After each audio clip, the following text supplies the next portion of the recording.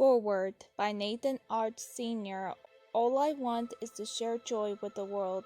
I want to teach the world that when they watch Bendy and Boris and Alice, they aren't just watching cartoons, they are watching themselves. I want folks to laugh and to see the positive reflection of their lives, to understand that dreams are reality and reality is a dream. Not everyone can do this, but I can. Joey Drew. The illusion of living first found its way onto our shelves in 1942. This was a moment in our country's history full of anxious and turmoil, and Joey Drew, who's a good friend and someone I have known since we've been teenagers, thought that this book might be of help to a nation in crisis. Indeed, it is my firm belief that readers have not been so deeply invested in stories about the horrors of the world and savage satire, or the complete opposite, desiring to close their minds with silly, pointless diversion. They might have found a true vision in his memoir treatise, a true hope for the future and a model for how to live a life full of positivity. As it was, the sales upon the original release of the book were not what anyone hoped for. But Joey Drew, ever optimist, didn't get upset. He knew the world would be ready for his words when the world was ready. True hope for the future and a model for how to live a life full of positivity. As it was, the sales upon the original release of the book were not what anyone hoped for. But Joey Drew, ever the optimist, didn't get upset. He knew the world would be ready for his words when the world was ready. I feel like the time has come that the world is ready again for Joey Drew's particular philosophy.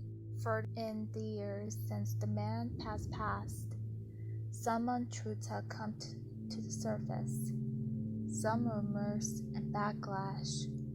The fact that was the studio clubs in such an unceremonious fashion, I have no doubt, corroborated the suspicions that Joey Drew was not the genius he truly was.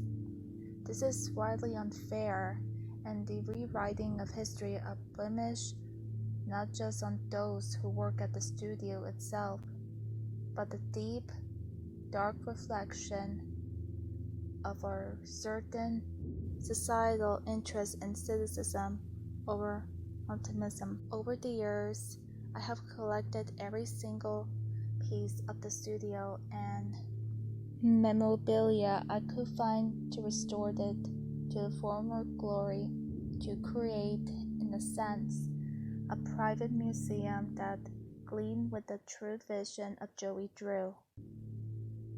It never felt quite like enough, and I found myself searching for a way that moved beyond just our personal properties, that restored not just the original animation, cells and comics, toys and games, but that also restored his good name in the public memory. Bendy was Joey's child, and he felt just as strongly about Bendy as I felt about my flesh and blood son. My goal is to restore the name of Joey Drew to the history books as one of my greatest contributors to animation the world has ever known.